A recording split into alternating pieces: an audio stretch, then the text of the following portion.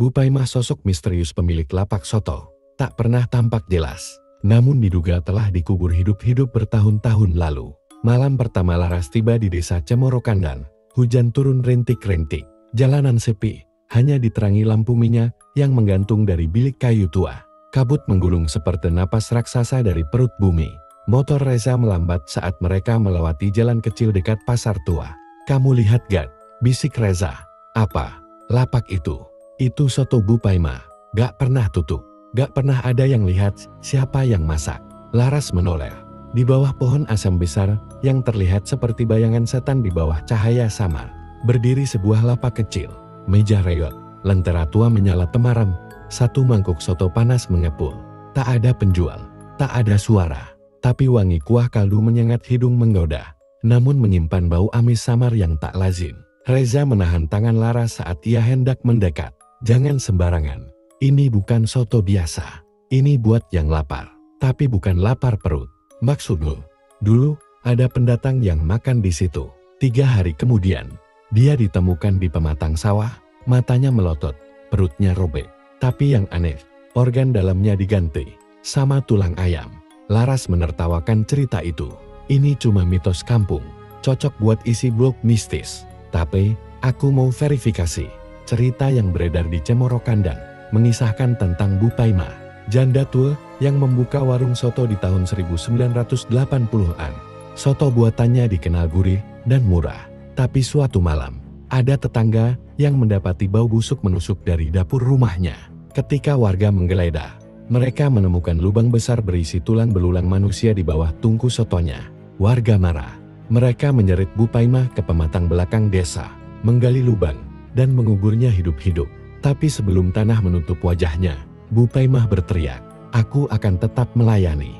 Mereka yang lapar akan datang, dan aku akan memberi makan dari tangan yang tak bisa membusuk." Laras, meski merinding, tetap mendekati tenda soto itu. Malam itu juga, di balik tirai putih kotor, ia tak melihat siapapun. Tapi ada suara. Serut, serut. Suara hirupan dari balik tirai. Tapi tak ada mulut yang kelihatan. Hanya bayangan samar tangan berlumpur sedang mengangkat sendok. Dan soto di meja ental, bagaimana berkurang isinya. Reza menarik Laras. "Kalau kamu mau bikin cerita, bikin. Tapi jangan makan.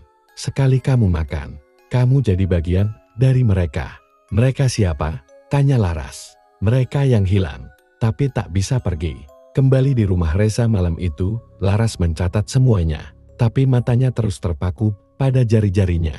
Ia sadar kuku jempol tangan kirinya kini dipenuhi tanah. Padahal, ia tidak menyentuh apa-apa tadi. Dan di dalam tasnya, tercium aroma soto menyengat. Saat ia buka resleting tas, ada mangkuk soto panas masih mengepul dengan selembar kertas kecil di bawahnya. "Besok malam, kamu pasti lapar." Langit desa masih kelabu, diselimuti kabut yang terasa dingin seperti tulang di PTS. Di pojok pasar Giritanur yang mulai sepi, warung soto milik Pak Kusno tetap menyala terang. Api kecil dari tungku tanah liatnya membara pelan. Wajan besar berisi kuah kuning keemasan mendidih perlahan, dan potongan daging mengambang di dalamnya.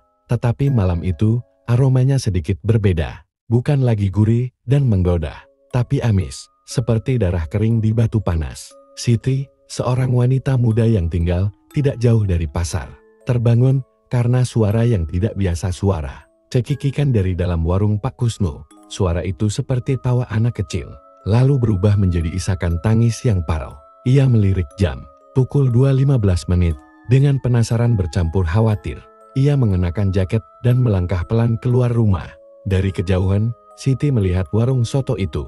Lampunya masih menyala terang, tapi tak ada satupun pengunjung. Tak ada Pak Kusno, hanya asap hitam yang perlahan membumbung tinggi. Dan dari balik kepulan asap itu, tampak sosok wanita berdiri diam. Wajahnya kabur, tubuhnya menggigil, dan satu tangannya mencelut ke dalam kuah panas. Siti mundur, jantungnya berdetak tidak karuan. Ia tahu, itu bukan manusia biasa. Sementara itu, di tempat berbeda, Slamet, tukang parkir yang biasa berjaga malam di sekitar pasar, sedang asyik menyeruput kopi dari termos kecilnya. Ia menyadari bahwa setiap hari, mulai pukul 1 hingga subuh, selalu ada bau anyir di sekitar warung soto itu. Ia pikir sebelumnya cuma bau ayam, atau mungkin sapi tua. Tapi sejak 3 hari lalu, bau itu makin menusuk dan membuat mual. Ia pun mencoba menyelidiki. Malam itu, dengan senter kecil, ia mendekat dari samping warung. Ia melihat di bawah meja dapur ada lubang kecil yang belum pernah ia lihat sebelumnya. Lubang itu dipagari batu bata, dan dari dalamnya menguar bau busuk seperti bangkai manusia. Slamet mundur perlahan, tapi kakinya menginjak sesuatu plastik hitam besar yang lengket dan berat. Ia sentuh pelan, dan ketika dibuka, potongan tangan manusia, segar, masih berdarah, dan mengenakan cincin kawin berwarna emas. Siti terbangun di dalam rumahnya. Ia tidak ingat kapan ia pingsan. Namun, yang mengejutkannya, di meja ruang tamu, ada semangkuk soto panas, lengkap dengan kerupuk dan sambal. Di mangkuk itu, bukan potongan daging ayam, tapi gigi manusia. Hujan mengguyur tanah merah yang mulai becek. Suara gemericik air menyatu dengan desir angin yang menggugurkan daun-daun jati. Di ujung jalan sempit desa itu, lapak soto Mak Jamin tetap menyala terang. Padahal semua rumah sudah gelap, tak ada pengunjung. Hanya ada asap tipis yang mengepul dari dandang sotonya. Tapi malam itu, Rama nekat kembali ke lapak itu. Bukan karena lapar, melainkan karena rasa penasaran yang makin menggila. Ia ingin tahu siapa sebenarnya yang mengurus lapak itu setelah Mak Jami dikubur hidup-hidup. Peristiwa yang hanya segelintir warga tahu, dan mereka tak pernah berani membicarakannya lagi. Sebelumnya, Rama sudah mencoba berbicara dengan Pak Randi, mantan ketua RT, yang kini mendadak bisu dan hanya bisa menatap kosong ke arah barat. "Jangan ganggu sotonya," katanya dulu sebelum lidahnya membatu. "Itu sudah jadi bagian dari tanah ini." Kini, Rama berdiri tepat di depan lapak. Lampu temaram dari lampu Petromax masih menyala di pojok meja. Namun ada satu hal yang berubah, bau amis yang menyengat, seperti darah basi, tercampur tanah basah. Rama mengelus tengkuknya yang merinding. Ia melangkah maju, mendekat ke panci besar yang mengepul. Tangan gemetar, ia membuka tutupnya. Isinya bukan soto, tapi potongan kain kafan berlumur darah, mengambang di dalam kuah. Rama mundur, ingin lari. Tapi dari balik gubuk dapur, terdengar suara gemerincing mangkuk. Seperti ada yang sedang menyiapkan pesanan. "Duduklah, Nak, soto sudah hampir matang." Suaranya perempuan, serak, namun jelas bukan suara Mak Jami, lebih muda, tapi dingin dan tanpa jeda. Seperti dibisikkan dari liang lahat. Dengan tubuh kaku, Rama menoleh. Dari balik tirai bambu, muncul seorang gadis remaja berpakaian kebaya lusuh. Wajahnya pucat pasi, mata menghitam. Tapi yang membuat Rama hampir pingsan, di leher gadis itu tergantung liontin merah milik Mak Jami yang dikuburkan bersamanya. "Kau lapar kan?" tanyanya, menaruh semangkuk soto yang mengeluarkan bau anyir. Rama berusaha mundur, tapi kursinya tak bisa digerakkan. Kakinya seperti ditahan sesuatu dari bawah tanah. Ia menoleh ke bawah. Tangan kaku membiru muncul dari celah-celah tanah, mencengkeram pergelangan kakinya. Seketika itu, suara tangis terdengar dari bawah bumi. Seperti banyak orang meratap bersamaan. Tangisan para pelanggan yang tidak pernah pulang. Tangisan mereka yang makan soto dan tidak pernah ditemukan kembali. Keesokan paginya, warga menemukan lapak soto itu masih menyala. Tapi tidak ada siapapun. Hanya sebuah mangkuk soto dingin di meja, dan jejak kaki berlumpur menuju tanah pekuburan di belakang lapak. Dan satu hal yang membuat bulu kuduk semua warga berdiri. Tulisan di kaca lapak itu berubah. Bukan lagi soto Mak Jami, tapi soto untuk yang dilupakan. Hujan baru saja reda. Awan tebal masih menggantung, seperti menyembunyikan sesuatu yang enggan dilepas dari langit. Di sudut pasar tua yang sudah lama kosong, aroma kuah soto menyusup perlahan. Padahal, tak ada warung yang buka. Sari kembali ke lapak itu. Kali ini ditemani Galang, teman masa kecilnya yang juga punya rasa ingin tahu berlebih. Ia ingin membuktikan bahwa semuanya hanyalah sugesti. Atau mungkin benar ada sesuatu yang jauh lebih gelap dari apa yang pernah mereka dengar. Kalau memang dia dikubur hidup-hidup di bawah sini, kenapa nggak ada yang bongkar tanahnya? Tanya Galang sambil menyerotkan senter ke bawah meja bekas jualan. Sari membuka ponsel dan memperlihatkan transkrip wawancara dengan MB Aharono. Ada potongan kutipan yang membuat mereka sama-sama terdiam. Surono bukan dikutuk, dia memilih. Katanya, selama masih ada yang makan di warungnya, dia akan terus ada. Tapi jangan pernah makan sotonya saat malam Jumat. Dan malam itu, Adalah malam Jumat Kliwon. Galang tertawa sinis, mengira semua ini hanya dongeng kampung. Tapi sebelum Sari sempat menegurnya, udara di sekitar mendadak jadi berat. Lampu-lampu jalanan satu persatu padam, meninggalkan mereka hanya dengan sorotan senter. Kemudian terdengar klek, krek-krek, suara seperti tulang patah. Lalu gerakan pelan seperti sesuatu atau seseorang yang menyeret tubuh dari dalam tanah. Sari mencengkeram lengan Galang. Di bawah meja itu, ada sepasang tangan yang terbalut kain putih kotor, merangkak keluar perlahan. Dari balik gundukan tanah bekas lantai lapak, muncul wajah pucat pasi dengan mata terpejam, dan rahangnya masih mengunyah, bergerak naik turun seolah sedang menyantap daging meski tak ada apa-apa di sana. "Pak Surono," gumam Sari. Suaranya nyaris tercekat, wajah itu mendongak, lalu perlahan membuka mata kosong, tak ada putih, hanya hitam yang pekat dan dalam. Dari bibirnya, uap panas keluar, membawa aroma soto yang menusuk. Tapi kali ini, aromanya anis. Dagingnya, bukan sapi. Galang mundur beberapa langkah. Kita harus pergi." Tapi suara berat itu tiba-tiba terdengar, seperti dari perut bumi. "Sudah makan? Masih ada tempat untuk satu lagi." Lapak soto yang sudah lama mati itu kembali berdiri malam itu. Tapi kali ini, menunya tak lagi untuk manusia biasa. Malam itu hujan turun lebih deras dari biasanya, membanjiri jalanan yang mulai tergenang lumpur pekat. Suasana sepi, hanya terdengar rintik hujan dan sesekali suara kodok bersahutan. Namun dari kejauhan warung soto milik Pak Ranu masih menyala terang. Uap dari wajan besar di dapurnya terus mengepul seolah tak pernah padam, dan aroma rempah-rempah masih memenuhi udara. Raka yang sejak awal mencurigai keanehan di lapak itu kembali datang. Kali ini ia tak sendiri. Ia mengajak Lintang, temannya semasa kecil yang kini menjadi mahasiswa antropologi, untuk menelusuri asal-usul warung itu lebih dalam. Lintang memandang warung soto itu dengan tatapan tajam. Tempat ini punya aura aneh, terlalu hidup untuk sesuatu yang harusnya mati, gumamnya sambil merapatkan jaketnya.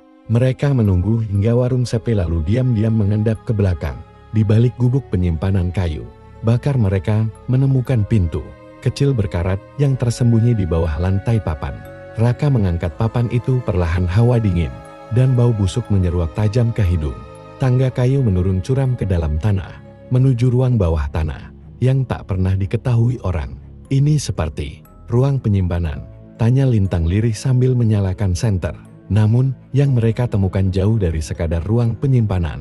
Di balik tumpukan karung-karung berisi rampak dan tulang belulang, hewan mereka menemukan sesuatu yang mengerikan, sebuah altar batu tua dengan simbol-simbol kuno, dan di tengahnya berdiri patung wanita, setengah membusuk seolah baru saja dikubur namun dipaksa berdiri kembali.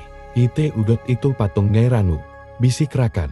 Dia yang dikubur hidup-hidup bukan?" Lintang memeriksa simbol-simbol di altar.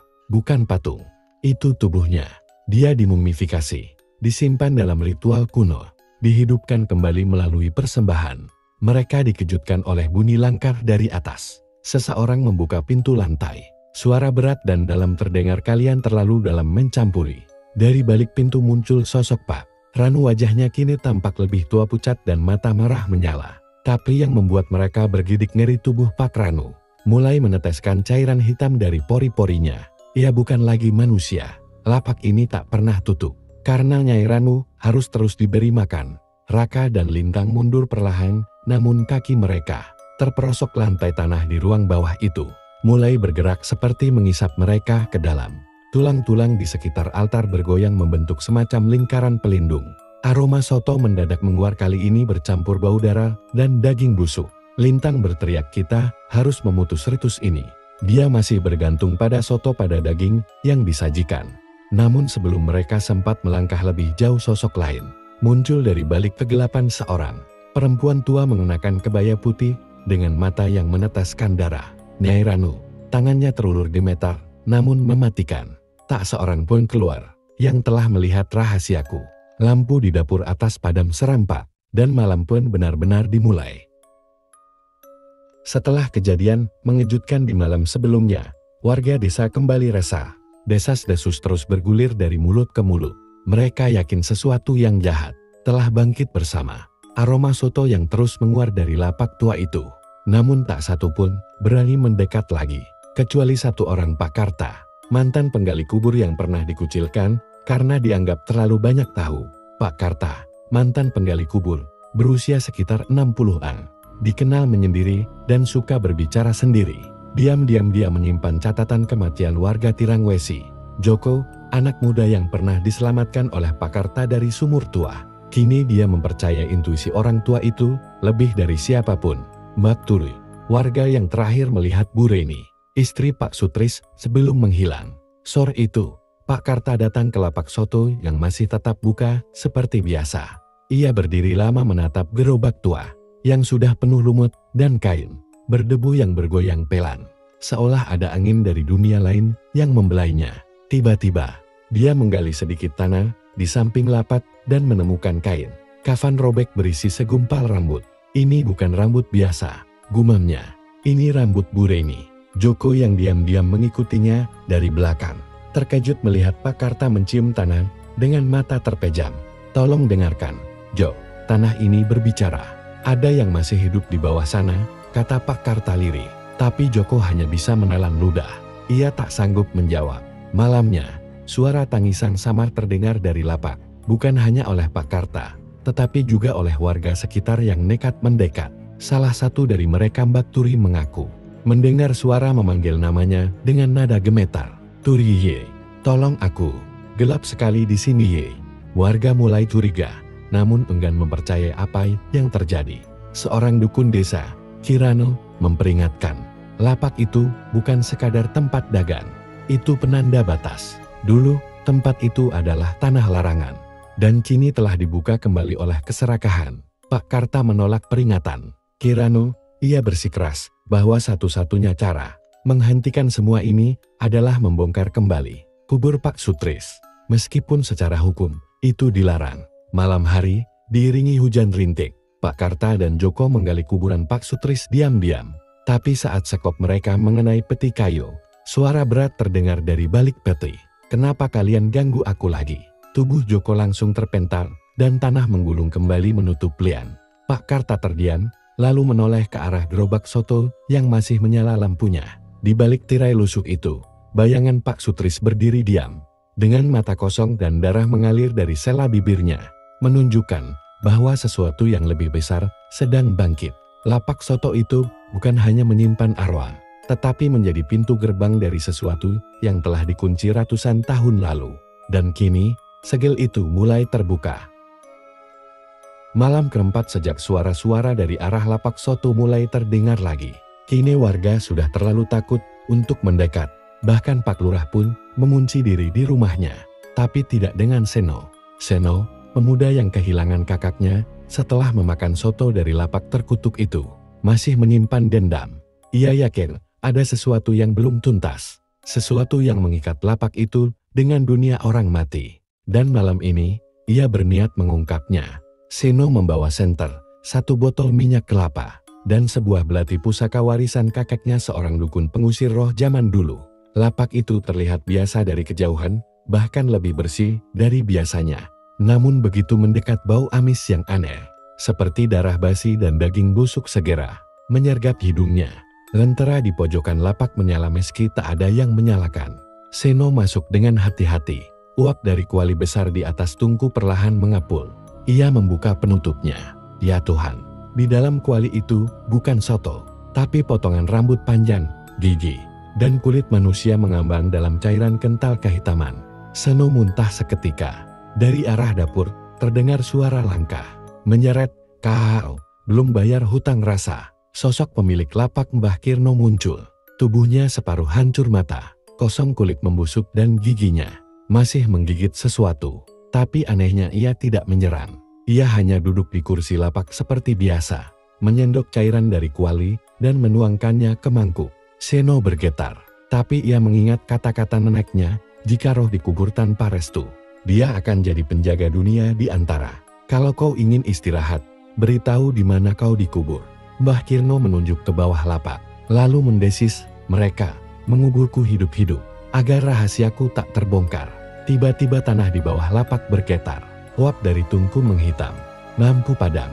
Dari dalam tanah muncul sesosok lain, Seperti tubuh Mbah Kirno yang kedua, namun utuh dengan wajah menahan jerit. Mayat itu masih memakai seragam lusuh khas pedagang soto. Dengan koin-koin perak di dadanya, Seno menggali tanah itu dengan tangan dan belati. Ditemukannya peti kayu dengan tulisan kuno di tutupnya. Jangan dibuka sebelum warisan dilunasi. Namun ia tetap membukanya. Di dalamnya ada mayat utuh Mbah Kirno masih segar dan tangan kirinya mencengkeram mangkuk soto. Seketika itu pula, Mbah Kirno yang berdiri di atas mengerang kesakitan dan meleleh seperti lilin panas. Suara-suara jerit dari roh-roh korban muncul dari sekeliling lapak. Puluhan wajah terdistorsi muncul dari dinding, tungku, bahkan dari permukaan kuah soto yang tersisa. Seno membakar peti itu dengan minyak kelapa dan belati pusaka. Api menyala biru. Jeritan berhenti. Lapak runtuh pelan-pelan. Seno terduduk lemas di tanah. Ia menangis, namun hatinya lega. Bau amis menghilang. Uap dingin lenyap. Namun saat ia berbalik untuk pulang, ia menemukan satu mangkuk soto masih tersaji di atas meja lapak yang sudah rata dengan tanah. Di atasnya ada secari kertas bertuliskan, "Warisan ini belum lunas Seno." Malam seakan menjadi titik balik dari semua hal yang selama ini hanya dianggap sebagai bisik-bisik warga. Setelah kejadian kubur tua terbuka sendiri dan suara perempuan menangis di tengah hujan deras. Hari ini dimulai dengan keheningan mencekam. Tidak ada burung berkicau. Angin seakan lupa cara berhembus. Aditya terbangun di rumah Pak Arwan. Lelaki tua itu hanya duduk termenung di beranda. Tangannya gemetar menggenggam cangkir teh yang sudah dingin. Sejak kejadian malam itu, Aditya memutuskan untuk tinggal sementara di rumah Arwan agar bisa lebih dekat dengan lapak soto yang kini benar-benar tak pernah tutup. Meski pemiliknya sudah jelas-jelas dikubur 7 hari lalu. Namun, pagi ini lebih aneh dari sebelumnya. Lapak soto itu yang biasanya hanya berasap tipis kini mengeluarkan kepulan asap tebal berbau belerang. Aroma daging terbakar menyengat. Tanpa aba-aba, Aditya berlari ke sana. Saat ia tiba, ia melihat panci besar yang selalu tertutup rapat, kini terbuka lebar. Dan di dalamnya mendidih cairan merah kehitaman dengan suara gemuruh seperti magma. Suara jeritan menggema dari dalam tanah, tepat di bawah lapak itu. Beberapa warga datang, dipimpin Bu Mirna, bidan desa yang dikenal paling logis. Tapi saat ia mencoba menyentuh gerobak itu, ia berteriak, panasnya bukan dari api, ini dari bawah tanah. Pak Arwan yang mengikuti dari belakang tiba-tiba jatuh berlutut. Ia menggigil sambil berkata lirih, itu bukan sekadar lapak, itu penutup dari lubang yang seharusnya tidak pernah dibuka. Warga mulai panik. Ibu-ibu menarik anak-anak mereka. Beberapa pria mencoba menyiramkan air sumur ke arah gerobak. Tapi air itu malah langsung menguap sebelum menyentuh permukaan. Aditya mulai menyadari sesuatu ada pola. Setiap malam sejak pemakaman Bu Sarmini, api di lapak semakin besar, dan mimpi-mimpinya semakin nyata. Dalam salah satu mimpinya, ia melihat Bu Sarmini duduk di atas panci itu, tersenyum. Tapi tanpa mata, hanya rongga hitam meneteskan cairan kental. Jika benar ini penutup, maka yang dikurung di dalam bukan hanya jasad Bu Sarmini, ucap Arwan. Malam harinya, gerobak itu menyala terang, nyala api biru menghiasi setiap sisi. Warga mulai membentuk barisan. Beberapa membawa air suci, kitab doa, bahkan sesajen. Mereka tidak tahu lagi harus percaya pada logika atau tahayul. Semua batas kini telah kabur. Namun saat ritual dimulai, tanah di bawah lapak soto itu bergemuruh. Dari retakan tanah keluar asap dan suara langkah kaki. Bukan langkah satu orang, tapi salah satu rombongan mendekat dari bawah tanah. Angin dini hari mulai menyisir lembut desa. Namun hawa yang datang justru membuat kulit menggigil seolah bukan dingin biasa. Lapak soto Pak Surya kembali menyala. Uap panas mengepul dari panci, aromanya tetap menggoda. Seolah tak terjadi apa-apa malam sebelumnya padahal banyak warga mulai menghindari tempat itu. Namun malam ini, Bayu anak sulung Pak Surya duduk sendirian di kursi pelanggan. Menatap panci yang mendidih dengan wajah tegang. Wajahnya pucat, matanya sembab seperti tak tidur berhari-hari. Ia akhirnya mengakui pada dirinya sendiri ia telah melihat sesuatu yang seharusnya tidak dilihat. Saat membersihkan lapak kemarin malam, ia menemukan sesuatu di dasar panci besar yang biasanya dipakai memasak kaldu. Bukan tulang sapi, tapi potongan kain kafan basah yang terikat simpul merah. Bayu mencoba mencari jawaban malam itu. Ia menunggu sesuatu muncul. Dan benar saja, tepat pukul 2.13 menit, dini hari saat detik jam di dinding, tiba-tiba berhenti uap dari panci berubah jadi bentuk wajah. Wajah yang tidak asing. Wajah ayahnya Pak Suryan. Tapi wajah itu bukan wajah ayahnya yang dulu. Itu wajah mayat. Wajah seseorang yang telah dikubur. Dengan tanah yang masih menempel di alis dan mata membelalak. Wajah itu berbisik dari balik uap. Kau biarkan mereka ambilku. Kau tahu siapa mereka? Bayu gemetar. Ia ingin lari, tapi tubuhnya seperti dipaku di tempat. Lalu ia melihat, dua tangan kurus keluar dari dalam panci. Uap mendesis seperti disiram air dingin.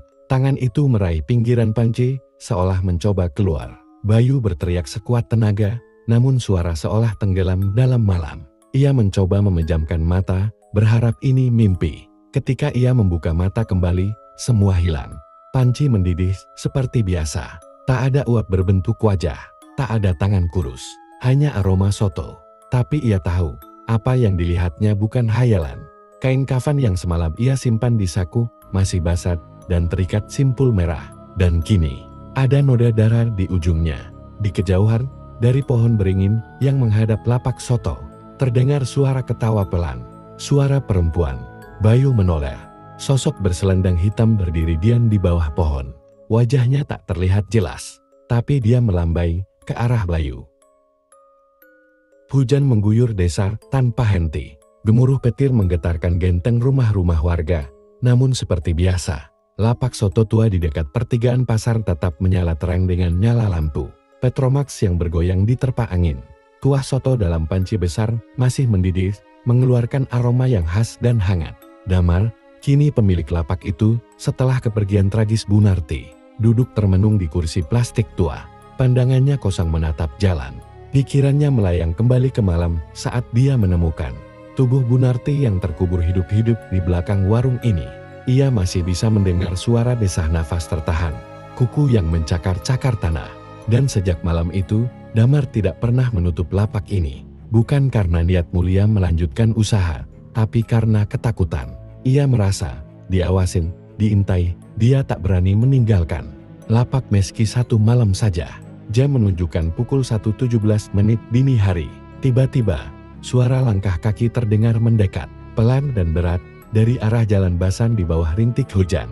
Damar menoleh. Seorang wanita tua, mengenakan kebaya kumal dan celemek merah, berdiri diam di seberang meja. Rambutnya basah menutupi separuh wajah. Matanya tajam, menusuk Damar. Bu Narti. Damar berbisik, tenggorokannya kering. Wanita itu tidak menjawab. Ia hanya melangkah maju, duduk di kursi pelanggan, lalu menunjuk ke arah panci. Ambilkan aku semangkuk, katanya dengan suara parau, serak seperti seseorang yang lama tak bicara, atau baru bangkit dari dalam tanah. Tangan Damar gemetar saat ia menuangkan kuah ke dalam mangkuk. Aroma amis yang tak wajar menyengat hidungnya. Ia menoleh ke panci. Cairan di dalamnya tampak lebih pekat kecoklatan, seperti darah. Tapi ia tidak bisa berhenti. Wanita itu makan pelan-pelan. Suara sendoknya berdenting pelan di bibir mangkuk. Setelah 3 suap, ia mendongak, menatap Damar. Kalau kau berhenti masak, Damar, aku akan kembali. Bukan hanya untukmu. Damar ingin berteriak, ingin kabur. Tapi kakinya tak bisa digerakkan. Jantungnya berdegup terlalu cepat.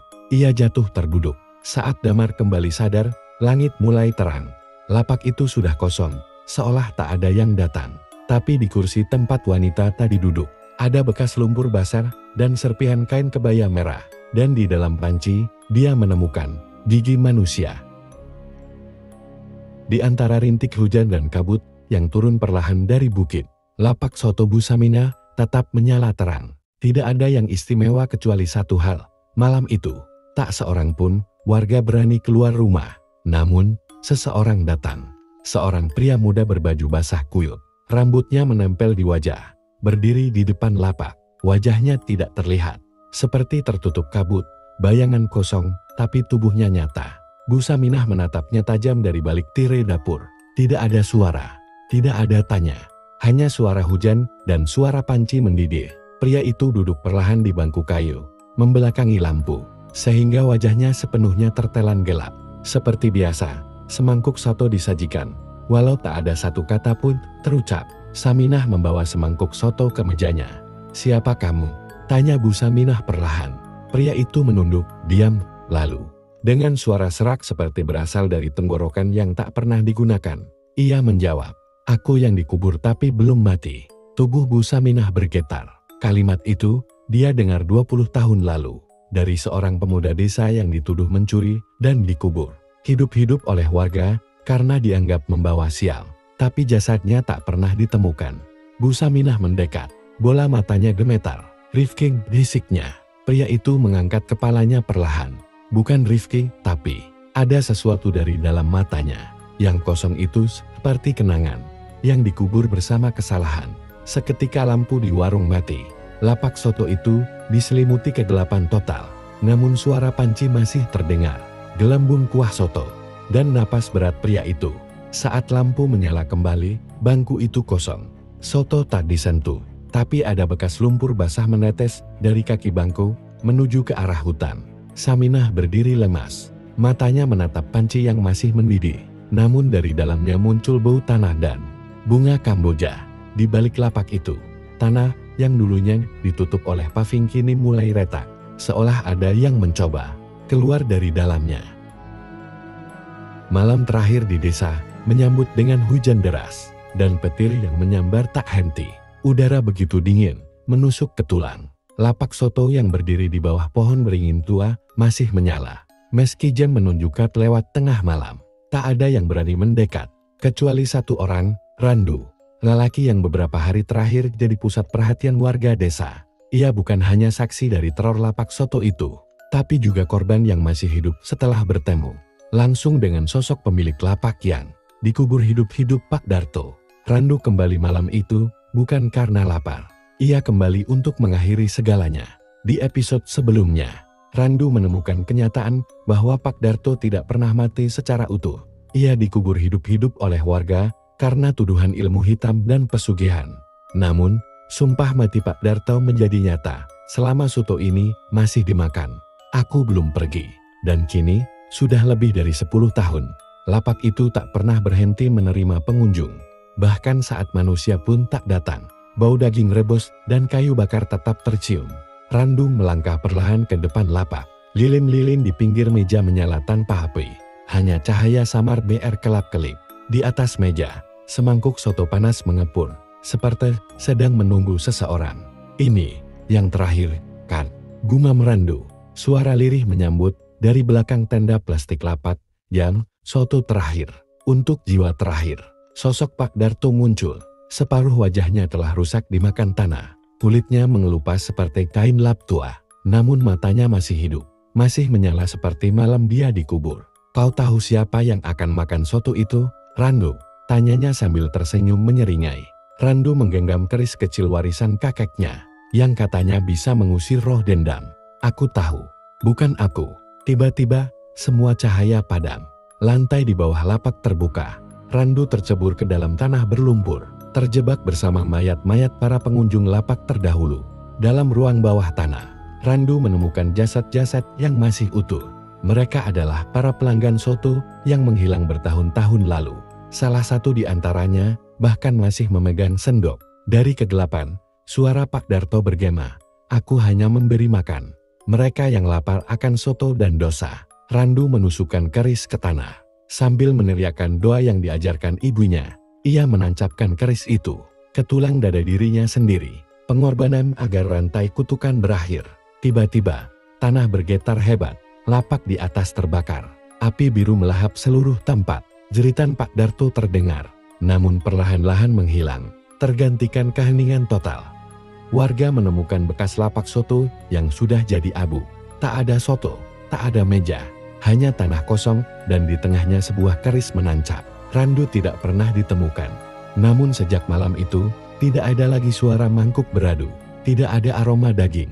Tidak ada pengunjung tengah malam. Lapak soto itu akhirnya tutup. Cerita lapak soto yang tak pernah tutup adalah simbol tentang luka yang tidak ditangani dengan adil, dendam yang membusuk dalam tubuh, dan warisan dosa yang tak selesai. Seperti soto panas di malam sunyi, ia tampak menggoda Tapi bisa jadi itu adalah hidangan terakhir.